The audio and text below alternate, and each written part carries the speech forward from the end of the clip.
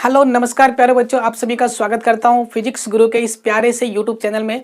और सबसे पहले तो मैं आप सभी लोगों से माफ़ी चाहूँगा कि पिछले 4 या 5 दिन से मैं थोड़ा सा बिजी था, इसलिए वीडियोस जो है मैं नहीं डाल पाया था। लेकिन अब जो है सब कुछ ठीक है और अब आगे से जो है वीडियोस लगातार आएंगी। आज जो है हम लोग पार्टिकल फिजिक्स का जो है लास्ट लेक्चर जो है आज बनाने जा रहे हैं। और पार्टिकल फिजिक्स का जो है लगभग हम लोगों ने जितने भी कंजर्वेशन लॉज हम लोगों ने पढ़े, उन सभी कंजर्वेशन लॉज को आप अच्छे से तैयार कर लीजिए, अच्छे से नोट्स बना लीजिए। क्योंकि कंजर्वेशन लॉज से जो है CSIR नेट जो है आपका हर साल, हर बार, हर सेमेस्टर में, मतलब साल में 2 बार एग्जाम होता है, तो एवरी टाइम दिसंबर और जून के एग्जाम में ये पार्टिकल फिजिक्स का क्वेश्चन कंजर्वेशन लॉज के ऊपर, ओनली कंजर्वेशन लॉज के ऊपर एक क्वेश्चन 5 मार्क्स का पार्ट सी में जो है कंफर्म आता है। क्वेश्चन नंबर 74 और 75 के आसपास जो क्वेश्चन आपको मिल जाएगा और उसमें मोस्टली रिएक्शंस होती हैं और आपको रिएक्शन दी जाती है। आपको चेक करना होता है कि गिवन रिएक्शन जो है वो कंजर्वेशन लॉज के अकॉर्डिंग जो है वो वैलिड है या नहीं है। तो आपको सारे कंजर्वेशन लॉज मैंने आपको अच्छे से बताए हैं। उन सभी कंजर्वेशन लॉज को एक एक करके चेक करना होता है कि क्या बेरियन नंबर कंजर्व्ड है, क्या एनर्जी कंजर्व्ड है, क्या मास कंजर्व्ड है, क्या चार्ज कंजर्व्ड है, क्या आपका आइसोस्पिन कंजर्व्ड है, क्या आपका थर्ड कंपोनेंट आइसोस्पिन में कंजर्व्ड है, क्या आपका हाइपर चार्ज कंजर्व्ड है, क्या फिर आपका स्ट्रेंथनेस कंजर्व्ड है। ठीक है, ये सब चीज़ें हम लोगों ने पढ़ी। तो पार्टिकल फिजिक्स का लगभग वहीं से जो है क्वेश्चन बनता है। लेकिन कई बार CSIR नेट और गेट ने कई बार पार्टिकल फिजिक्स से जो क्वेश्चन है वो क्वार्क्स मॉडल से भी पूछा गया है। तो क्वार्क्स मॉडल जो है उसका इतना ज़्यादा एक्सप्लेनेशन हमको नहीं पढ़ना है, हमको कुछ इंपॉर्टेंट चीज़ें यहाँ से पढ़नी जहाँ से क्वेश्चन पूछे जाते हैं। तो आइए हम लोग आज क्वार्क्स मॉडल के बारे में जानने की कोशिश करेंगे। क्वार्क्स मॉडल क्यों मतलब एकदम से एक नई चीज़ हम लोगों ने देखी, क्वार्क्स मॉडल क्यों आया था, किस लिए हम लोगों को पढ़ने की जरूरत पड़ी और ऐसा क्या था कि हम लोगों को इस मॉडल को पढ़ने की जरूरत पड़ी। तो सबसे पहले जान लेते हैं क्वार्क्स मॉडल होता क्या है। तो हमने जो है छोटी क्लासेस में पढ़ा है कंजर्वेशन ऑफ चार्ज। क्या पढ़ा है? Conservation of charge. और इसके अकॉर्डिंग क्या है कि किसी भी पार्टिकल को या फिर किसी भी बॉडी के ऊपर अगर हम लोग चार्ज ट्रांसफर करते हैं, एक बॉडी से दूसरी बॉडी पे चार्ज को ट्रांसफर करते हैं, तो चार्ज जो होता है वो इंटीग्रल मल्टीपल होता है किसका? इलेक्ट्रॉन के चार्ज का। ठीक है, लेकिन बाद में जो थ्योरीज आई, बाद में जो डिस्कवरी हुई, उनके बाद में हमको कुछ पता चला कि कुछ ऐसे पार्टिकल भी नेचर में एग्जिस्ट करते हैं।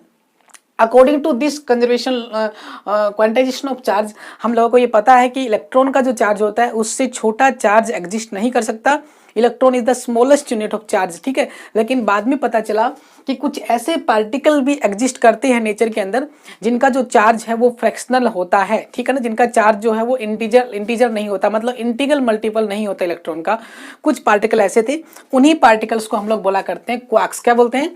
क्वार्क्स बोलते हैं। ठीक है, तो जब हम लोग देखते हैं कि भी Q is equal two plus minus Na का फॉर्मूला जो अब वैलिड नहीं हो रहा, अब काम नहीं कर रहा, तो क्वांटाइजेशन ऑफ चार्ज को वैलिड रखने के लिए हमने एक छोटा सा उसमें ऐड किया कि ऐसा कर लीजिए कि क्वांटाइजेशन ऑफ चार्ज क्या बोलता है कि जो चार्ज जो होता है वो इंटीग्रल मल्टीपल होता है not to the electron charge. Electron के चार्ज का इंटीग्रल मल्टीपल पहले होता था, लेकिन अब हम लोग बोलेंगे कि चार्ज जो होता है, जो इंटीग्रल मल्टीपल होता है E/3 का। ठीक है ना, नोट E। ठीक है ना, E को छोड़ के हम लोग इसको E/3 बोल देंगे। ठीक है ना, ताकि हमारा जो N जो है वो इंटीजर ही रह जाए।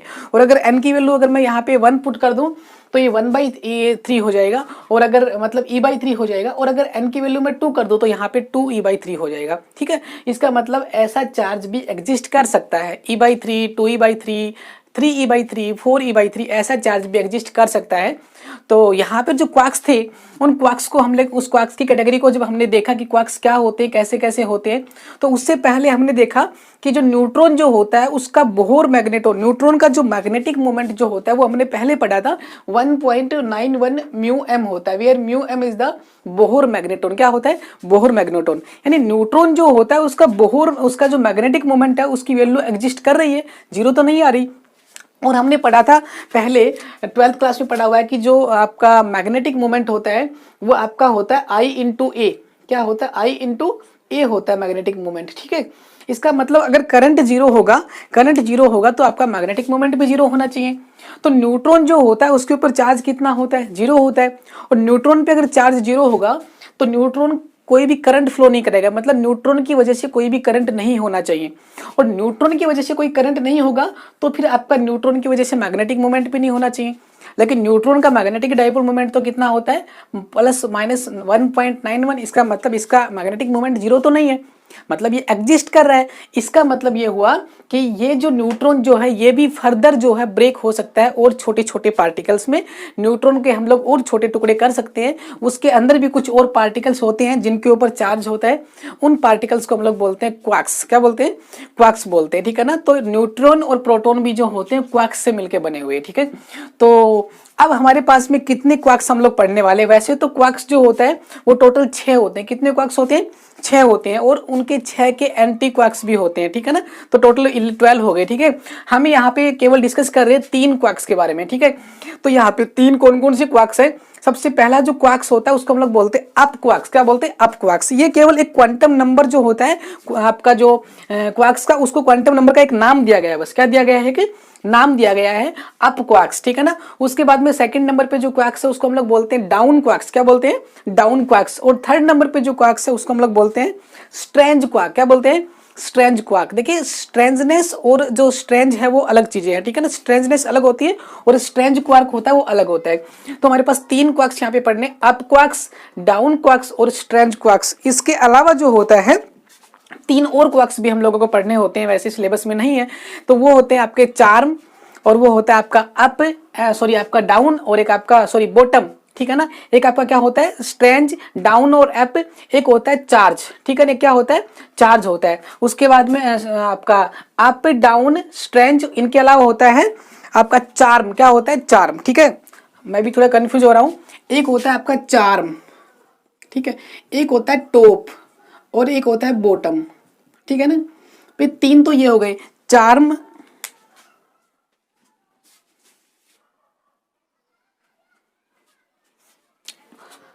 ओके। तो हम लोग बात कर रहे थे कि 3 टाइप के तो होते हैं आपके पास में, अप, डाउन एंड स्ट्रेंज, और 3 होते हैं चार्म, टॉप एंड बॉटम। तो चार्म, टॉप एंड बॉटम की बात हम लोग नहीं कर रहे हैं, हम लोग केवल बात कर रहे हैं up, down and strange quark, ठीक है ना। Up, down and strange quark की बातें कर रहे हैं, ठीक है। कौन सी की बात कर रहे हैं भाई? Up, down and strange quark की बातें कर रहे हैं, ठीक है।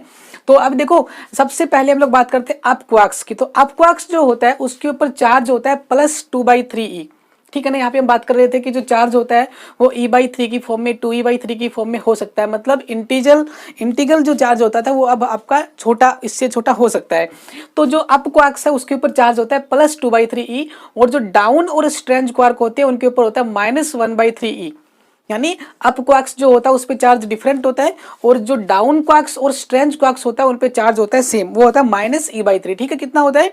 -e/3 चार्ज होता है इनके ऊपर। तो हमको ये चार्ज ध्यान रखना है, +2/3 -1/3e, और उसके बाद में -1/3e, ठीक है ना। उसके बाद में स्पिन की बात करते हैं।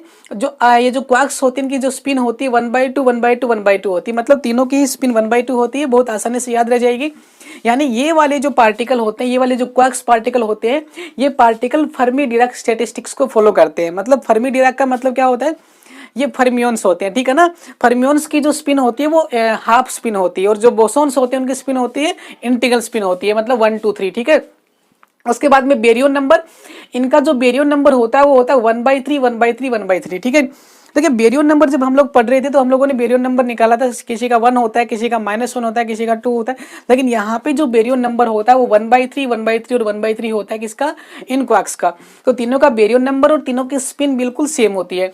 उसके बाद में ये आता है आपके पास में स्पिन इसकी, ठीक है ना, स्ट्रेंजनेस इसकी। तो स्ट्रेंजनेस जो होती है वो होती है अप और डाउन क्वार्क्स की तो 0 होती है, और जो स्ट्रेंज जो पार्टिकल होता है उसकी -1 होती है, ठीक है ना। ये आपको टेबल जो है रटनी पड़ेगी। जो स्ट्रेंजनेस होती है वो पार्टिकल्स की क्या होती है? 0 0 होती है, अप और डाउन की। और जो स्ट्रेंज पार्टिकल होता है उसकी स्ट्रेंजनेस होती है -1, ठीक है। उसके बाद में बात करते हैं आइसोस्पिन की। तो आइसोस्पिन जो होती है अप और डाउन की आइसोस्पिन हाफ होती है, और जो स्ट्रेंज पार्टिकल होता है उसकी आइसोस्पिन कितनी होती है? 0 होती है। अच्छा, उसके बाद में लास्ट में हम लोग पढ़ने जा रहे हैं थर्ड कंपोनेंट ऑफ आइसोस्पिन। आपको याद है थर्ड कंपोनेंट ऑफ आइसोस्पिन कैसे निकालते थे? पहले हम लोग क्या निकालते थे? आइसोस्पिन निकालते थे 2i+1 = मल्टीप्लाइड फैमिली के नंबर ऑफ पार्टिकल्स वहां पे लिखते थे, और वहां से हम लोग आइसोस्पिन निकालते थे। थर्ड कंपोनेंट के लिए आइसोस्पिन को हम लोग +- i करते थे, उस रेंज के पार्टिकल्स होते थे, ठीक है। तो आइसोस्पिन का थर्ड कंपोनेंट होगा अप क्वार्क्स के लिए 1/2, डाउन क्वार्क्स के लिए -1/2, और जो स्ट्रेंज पार्टिकल होता है उसके लिए आपका जो थर्ड कंपोनेंट होता है आइसोस्पिन का वो कितना होता है भाई, 0 होता है। ठीक है, तो ये टेबल थी जो आपको याद करनी है। क्वार्क्स, 3 टाइप के क्वार्क्स हमको पढ़ने, तीनों के चार्ज, तीनों की स्पिन, तीनों के बेरियन नंबर।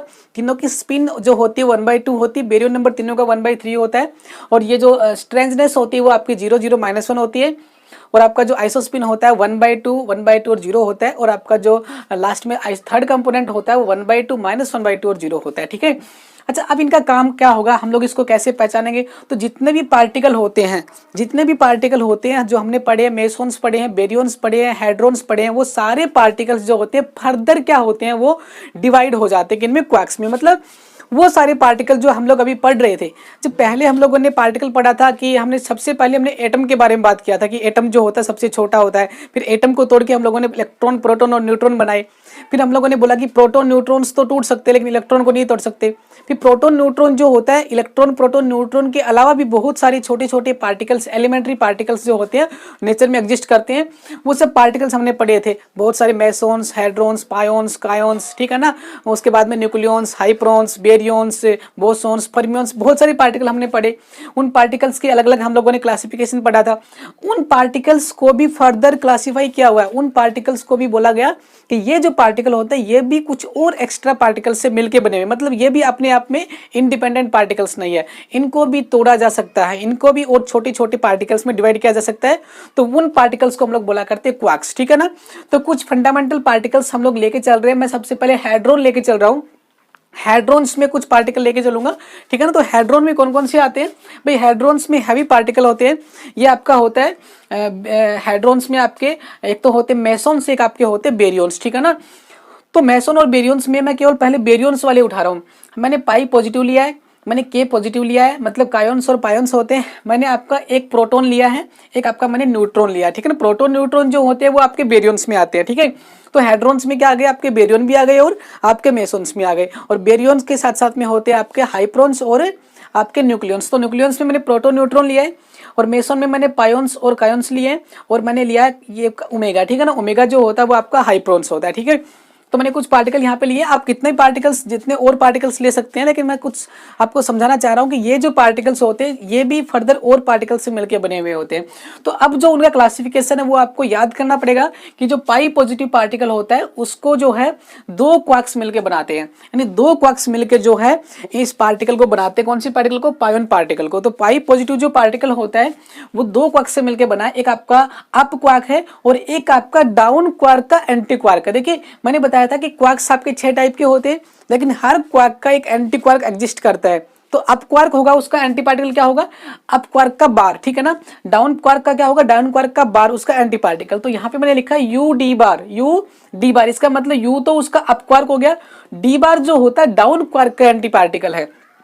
अभी ध्यान रखना है कि जितने भी चार्ज मैंने यहाँ पे लिखे हैं, जितने भी पार्टिकल के चार्ज मैंने यहाँ पे लिखे हैं, अगर मैं इनके एंटी पार्टिकल के चार्ज पूछूंगा तो मैं इनका क्या कर दूंगा? अपोजिट कर दूंगा। यानी अगर मैं अप क्वार्क का जो एंटी पार्टिकल है उसका चार्ज पूछूं तो -2/3 होगा, और अगर डाउन क्वार्क और स्ट्रेंज क्वार्क का एंटी पार्टिकल का चार्ज पूछूं तो +1/3 और +1/3 होगा। ये आप जानते हैं, हमने एंटी पार्टिकल और पार्टिकल्स के बारे में पीछे पढ़ लिया है कि कैसे उनका चार्ज रिवर्स होता है। ऐसे आपके बेरियन नंबर, आइसोस्पिन, उसका थर्ड कंपोनेंट, स्ट्रेंजनेस सब जो है वो अपोजिट हो जाती है। 0 वाले 0 रहेंगे, बाकी -1 +1 हो जाएगा, -1/2 +1/2 हो जाएगा। ये सारे नेगेटिव हो जाएंगे, स्पिन सभी की नेगेटिव हो जाएगी, ठीक है। चलिए अब जो है पाई पॉजिटिव जो है मिलके बना है 2 क्वार्क्स से, एक अप क्वार्क से और एक आपका डाउन क्वार्क्स का एंटी पार्टिकल। अच्छा अब एक काम करते हैं, मैं सबसे पहले बेरियन नंबर चेक करते हैं कि इसका बेरियन नंबर कितना है। तो ये बेरियन नंबर इसका कितना होना चाहिए? 0 होना चाहिए, क्योंकि ये तो मेसोन है। मेसोन के लिए बेरियन नंबर कितना होता है? 0 होता है। तो हम चेक करते हैं with the help of quarks. तो देखिए जो अप क्वार्क होता है उसके लिए बेरियन नंबर कितना बताओ? 1/3 है। और जो डी है इसका मतलब डाउन क्वार्क्स, तो डाउन क्वार्क्स के लिए भी बेरियन नंबर कितना होता है? 1/3 होता है। लेकिन ये डाउन क्वार्क्स नहीं है, ये डाउन क्वार्क का क्या है? एंटी पार्टिकल है। तो एंटी पार्टिकल के लिए -1/3 हो जाएगा। तो 1/3 -1/3 कितना होगा भाई? 0 हो जाएगा, इसलिए बेरियन नंबर 0 है। और हम जानते भी हैं पायोन्स जो होते हैं वो आपके मेसोन्स में आते हैं, वो आपके बेरियन नंबर नहीं होते, बेरियन पार्टिकल नहीं होते, उनके लिए बेरियन नंबर 0 होता है, एग्जिस्ट करता है। फिर चार्ज की बात करते हैं, तो जो अप क्वार्क्स होता है उस पर कितना चार्ज होता है? 2/3 होता है। और जो आपका डाउन क्वार्क जो होता है उस पर चार्ज होता है -e/3, 3, लेकिन यहाँ पे आप देखोगे कि इसका जो चार्ज हो कितना होगा, प्लस का होगा, ठीक है ना, वो कितना होगा, प्लस का हो जाएगा, क्योंकि वो आपका पार्टिकल था, यहाँ पे एंटी पार्टिकल है। तो डाउन जो क्वार्क्स है उसका चार्ज कितना था, -1/3 ई, -1/3 ई है, ठीक है ना। तो यहाँ पे मैं लिख रहा हूँ 1/3 और 1/3, ठीक है। तो यहाँ पे देखो उसका होना तो चाहिए था माइनस का 1/3, लेकिन यहाँ पे है कितना, प्लस, क्योंकि वाला एंटी पार्टिकल है। तो 2/3 प्लस 1/3 कितना होगा, 1 होगा, प्लस का 1। इसका मतलब पाई पॉजिटिव पे चार्ज होता है, पॉजिटिव, ठीक है ना, +1 चार्ज होता है। उसके बाद में स्पिन की बात करता हूँ, तो दो पार्टिकल, एक अप स्पिन एक डाउन स्पिन है। तो अप स्पिन और डाउन स्पिन मिलकर क्या हो जाएगी, कैंसिल आउट हो जाएगा, इसकी स्पिन क्या हो जाएगी, 0, यानी 2 होते हैं तो सभी की एक की स्पिन होती है स्पिन हाफ, 1/2 1/2, तो एक 1/2 प्लस की तो एक 1/2 माइनस की, तो क्या हो गया, टोटल 0 हो गई स्पिन, ठीक है।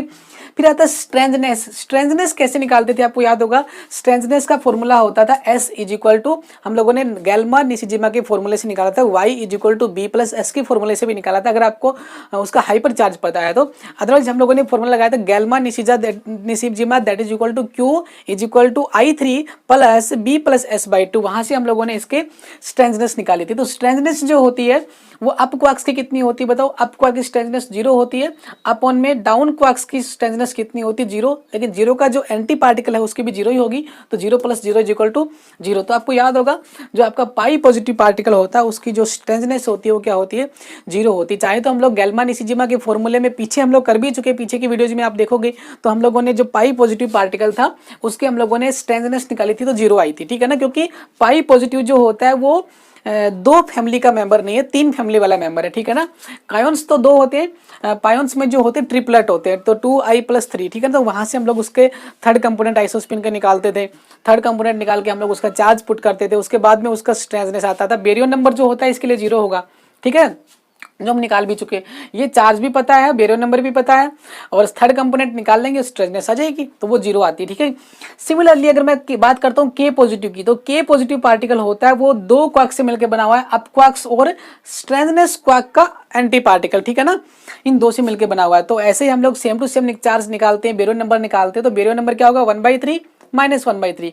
अप क्वार्क्स का कितना होता है बेरियन नंबर, 1/3, और डाउन स्ट्रेंजनेस का कितना होता है, 1/3, लेकिन ये डाउन इसका क्या है, स्ट्रेंजनेस का एंटी पार्टिकल है, तो माइनस का होगा, 0 हो जाएगा। सिमिलरली चार्ज चेक करेंगे, चार्ज भी सेम आएगा, स्पिन आपकी 0 आ जाएगी, स्ट्रेंजनेस भी पता है आपको 0 + 1 उसी टेबल से निकाल लेंगे।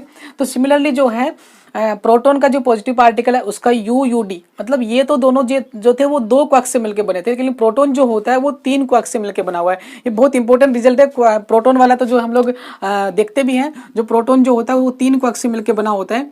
ये आपका लिख देता हूँ U और D, ठीक है ना, 3 अलग अलग क्वार्क से मिलकर बना हुआ है प्रोटॉन, 2 अप से और 1 डाउन से। तो देखो 2 अप वाले क्वार्क्स पे चार्ज कितना होता है, 2/3 और 2/3, और डाउन वाले पे कितना चार्ज होता है, -1/3। तो 2/3 + 2/3 -1/3, तो अगर हम लोग चेक करें तो वहां पे चार्ज आएगा, बताओ, प्लस का E, ठीक है ना, उस पर चार्ज आएगा +E, ठीक है।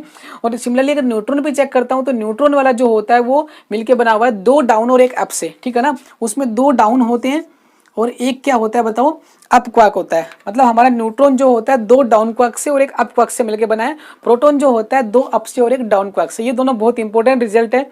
उसके अलावा जो ओमेगा पार्टिकल होता है वो 3 स्ट्रेंज पार्टिकल से, मतलब 3 स्ट्रेंज पार्टिकल से मिलकर बना हुआ है। अगर मैं तीनों स्ट्रेंज पार्टिकल के लिए बेरियन नंबर, चार्ज, स्पिन और स्ट्रेंजनेस को कंजर्व कराता हूँ तो वो बिल्कुल सही रिजल्ट आते हैं जो हमने पहले पढ़े थे, ठीक है।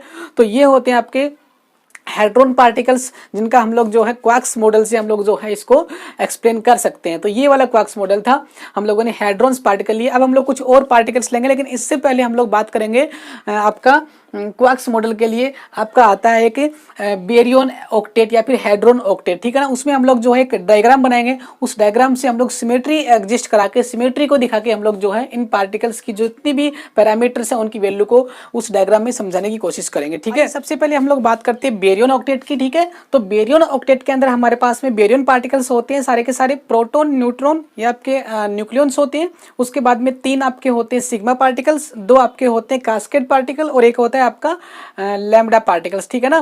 तो ये सारे पार्टिकल्स मिलकर बनाते हैं बेरियन पार्टिकल्स, ठीक है ना।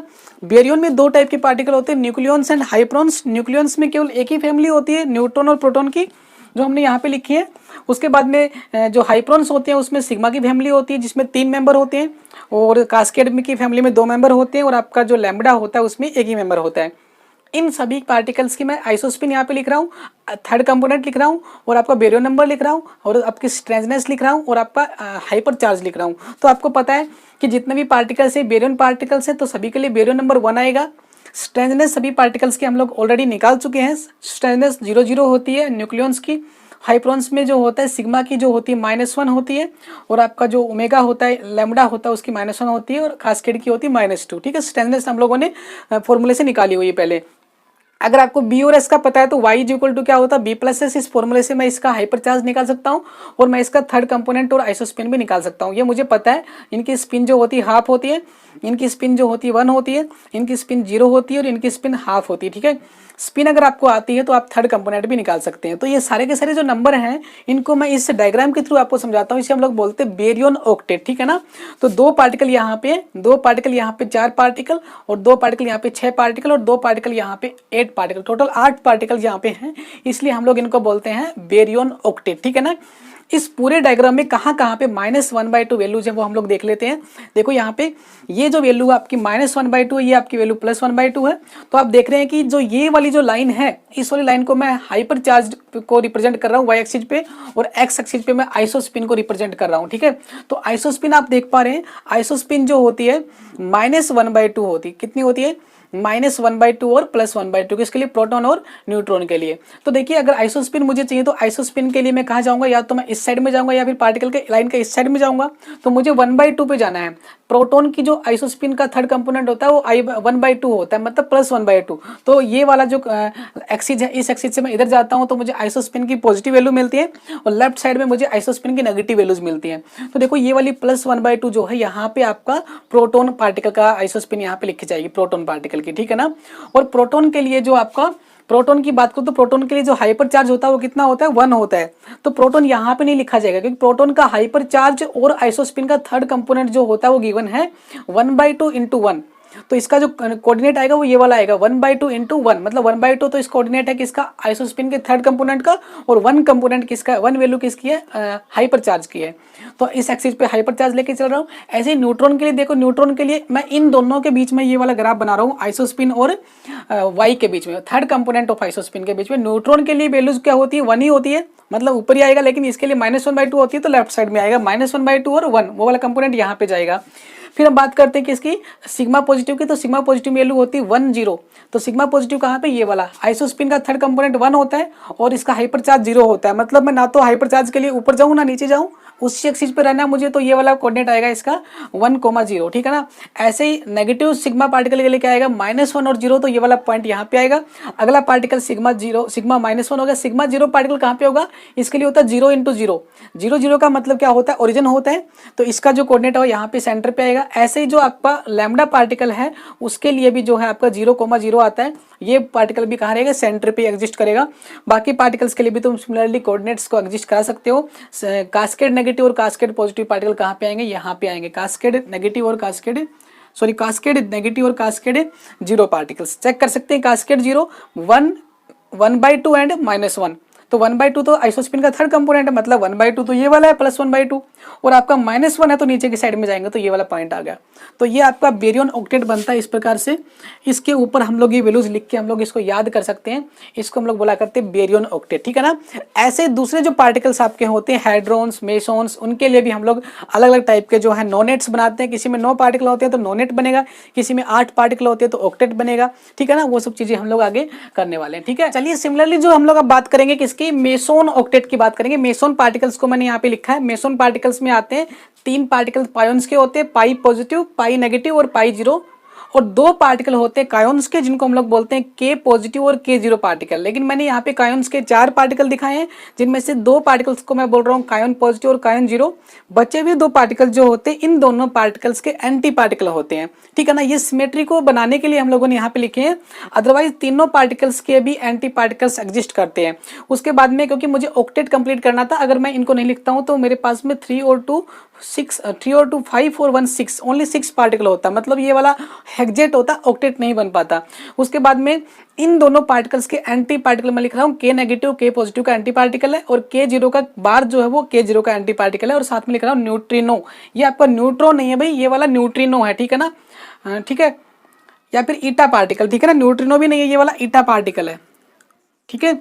जो आपके मेसोन पार्टिकल्स होते हैं उनमें ईटा पार्टिकल होता है, इसको हम लोग ईटा लिखेंगे। अच्छा, अब उसके बाद में इन सभी पार्टिकल्स की आइसोस्पिन अपने को आती है, हम लोगों ने पहले पढ़ी, हमने सभी की आइसोस्पिन यहाँ पे लिखी, थर्ड कंपोनेंट लिखा, इसका बेरियन नंबर लिखा। बेरियन पार्टिकल्स नहीं है तो बेरियन नंबर सभी का 0 आएगा, तो मैंने यहाँ पे सभी का देखो 0 लिखा है। उसके बाद में स्ट्रेंथनेस सभी की लिखी, और अगर बी और एस पता है तो स्ट्रेंथनेस और इसका हाइपर चार्ज सेम होगा, क्योंकि यहाँ पे बेरियन नंबर क्या है, 0 है। इन सभी को अगर मैं यहाँ पे इस डायग्राम में पुट करता हूँ तो देखिए, किसी भी एक पार्टिकल को ले लेते हैं, जो आपका पाई 0 पार्टिकल है उसका I3 कितना है, 0 है, और वाई भी कितना 0, मतलब 0 0 कोऑर्डिनेट है, यहाँ पे आएगा। ऐसे ईटा पार्टिकल का भी 0 0 कोऑर्डिनेट है, तो यहाँ पे आएगा। बाकी कोई पार्टिकल पकड़ लेते हैं K पॉजिटिव, तो K पॉजिटिव के लिए 1/2 और 1 आएगा, तो 1/2 तो ये रहा और 1 ये रहा, तो K पॉजिटिव यहाँ पे लिखा है। इसके लिए -1/2 और 1 आएगा, ये वाला K0 लिखा हुआ है। और आपका K नेगेटिव जो पार्टिकल है उसका -1/2 और -1, मतलब ये वाला -1/2 और -1 फोर्थ क्वाड्रेंट में आएगा, ये थर्ड क्वाड्रेंट में, ये वाला फोर्थ क्वाड्रेंट में आएगा, ठीक है। ऐसे आपके सारे पार्टिकल्स को यहाँ पे रिप्लेस करना है, तो हमारे पास बनेगा एक ऑक्टेट, 2 पार्टिकल ये, 2 पार्टिकल ये, 4 और 2 6 पार्टिकल, और सेंटर पर रखें 2 पार्टिकल, तो टोटल 8 पार्टिकल हो गए। इसे हम लोग बोलते हैं मेसोन का ऑक्टेट, ठीक है ना। ठीक ऐसे सिमिलरली आप अदर पार्टिकल्स का भी आप टेबल बना सकते हैं, और उनका जो है डायग्राम बना के और उसके ऑक्टेट लिख सकते हैं। याद करने के लिए ये डायग्राम अगर आपको याद हो जाएगा तो हमें ये पूरी टेबल याद करने की जरूरत नहीं होती है, ठीक है ना। तो ये था आपका क्वार्क्स मॉडल के कुछ इंपॉर्टेंट थिंग्स, ठीक है ना। चलो तो चलिए अब हम लोग जो है कुछ पुराने क्वेश्चंस जो है एग्जाम में अभी तक पूछे गए हैं आपसे, उन क्वेश्चंस को करने की कोशिश करते हैं, ठीक है। तो मैंने यहाँ पे कुछ रिएक्शंस लिख दिए हैं। पहली जो रिएक्शंस आप देख रहे हैं रिएक्शन नंबर 1 है kaon negative plus proton tends to kaon positive plus, यहाँ पे आपको एक पार्टिकल जो है वो नहीं दिया गया है, वहां पे आपको खाली जगह दी जाएगी, और ये पूछा जा रहा है कि कायोन नेगेटिव प्लस प्रोटॉन को जब कोलाइड कराते हैं तो मुझे एक पार्टिकल तो कायोन पॉजिटिव मिलेगा, दूसरा पार्टिकल क्या मिलेगा, उस पार्टिकल को पहचानना अपने को, ठीक है ना। क्वेश्चन 2 तरीके से पूछे जाते हैं। एक तो आपसे ये पूछा जाएगा कि गिवन रिएक्शन पॉसिबल है कि नहीं है, मतलब ये वाला रिएक्शन जो है अपने कंजर्वेशन लॉज को ओबे कर रही है कि नहीं कर रही है। और एक आपका ऐसे पूछा जाएगा कि कोई भी पार्टिकल, ये पूछा जाएगा कि वो कौन सा पार्टिकल यहाँ पे एग्जिस्ट करेगा, रिएक्शन को कंप्लीट नहीं दिया जाएगा।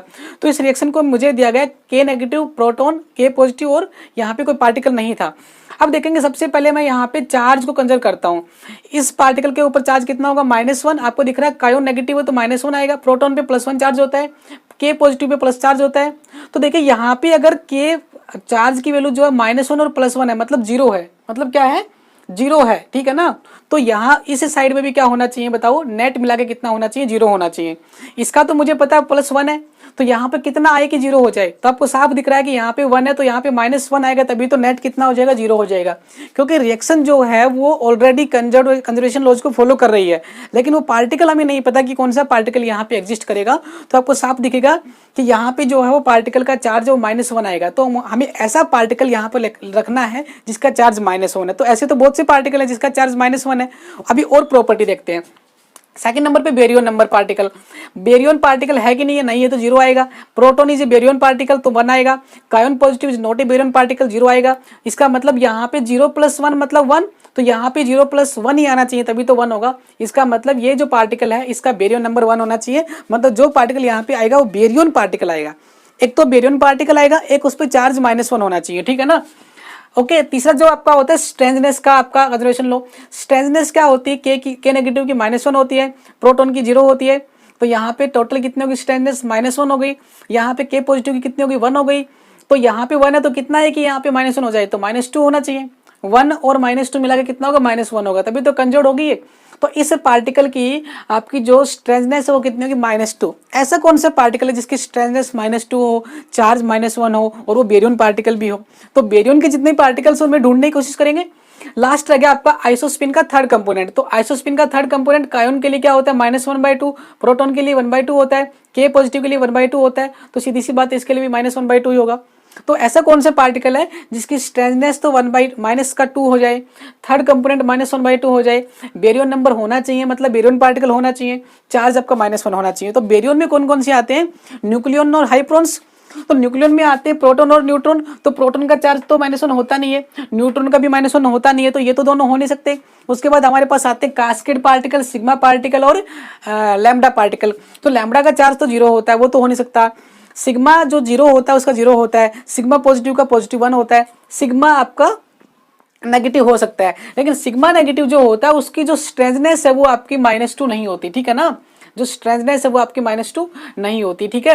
इसलिए ये पार्टिकल क्या आएगा, कास्केड नेगेटिव है, कास्केड नेगेटिव। कास्केड नेगेटिव की जो प्रॉपर्टी है बिल्कुल इससे मैच खा रही है। कास्केड नेगेटिव का कंजर्वेशन लॉ से चार्ज -1 होता है, बेरियम नंबर 1 होता है, स्ट्रेंथनेस आपकी -2 होती है, और आइसोस्पिन का थर्ड कंपोनेंट कितना होता है, -1/2 होता है। तो ये पार्टिकल क्या आएगा, कास्केड नेगेटिव पार्टिकल आएगा। तो ऐसे पार्टिकल्स को अपने को पता लगाना होता है। 5 नंबर का सवाल आता है ये CSIR नेट के अंदर। नेक्स्ट क्वेश्चन देख लीजिए आप, यहाँ पे pi negative plus proton tends to K0 plus lambda 0। यहाँ पे सारे कंजर्वेशन लगा रहे हैं, तो हमें पता चलता है कि ऐसा पार्टिकल ढूंढना है जिसका चार्ज 0 हो, जिसका बेरियम नंबर 1 हो, मतलब वो बेरियम होना चाहिए। चार्ज 0 और बेरियम नंबर क्या होता है, न्यूट्रॉन हो सकता है। Neutron is a barium number, उसका चार्ज 0 है और उसका बेरियम नंबर 1 है। लेकिन आगे चलते हैं, उसकी जो स्ट्रेंथनेस है वो 0 वो -1 होनी चाहिए। तो प्रोटॉन और न्यूट्रॉन की जो स्ट्रेंथनेस होती है -1 नहीं होती, इसलिए वो पार्टिकल नहीं होगा। तो आपके जो आपके बच गए सिग्मा, कास्केड और आपके लैम्बडा पार्टिकल्स उनको हम लोग देखेंगे, ठीक है ना। तो सबसे पहले चार्ज पूछा है, तो चार्ज 0 किसका होता है, लैम्बडा का 0 होता है, और आपका सिग्मा 0 का 0 होता है, और कास्केड 0 का 0 होता है। 3 पार्टिकल्स और बच गई। लेकिन जो आइसोस्पिन जो है वो आपकी 1 होनी चाहिए। आइसोस्पिन 1 किसकी होती है, ओनली फॉर लैम्बडा पार्टिकल की आइसोस्पिन 1 होती है। थर्ड कंपोनेंट जो होता है वो 0 किसका होता है, लैम्बडा का होता है। सबसे इंपॉर्टेंट प्रॉपर्टी थर्ड कंपोनेंट की बात है। थर्ड कंपोनेंट जो होता है 0 किसका होता है, हमेशा ही लैम्बडा का होता है। सिग्मा, कास्केड, इनके थर्ड कंपोनेंट 0 कभी भी नहीं होते हैं, ठीक है ना। तो ये पार्टिकल आ गया आपका लैम्बडा। ये दिया नहीं होगा आपको, यहाँ पे पूछा जाएगा कि क्या पार्टिकल आएगा, तो लैम्बडा पार्टिकल आएगा। यहाँ पे दिया नहीं होगा तो कौन सा पार्टिकल आएगा, कास्केड नेगेटिव पार्टिकल्स। आपको 4 ऑप्शन मिलेंगे, ठीक है। और गेट में ऐसे क्वेश्चन बहुत बार पूछे जाते हैं।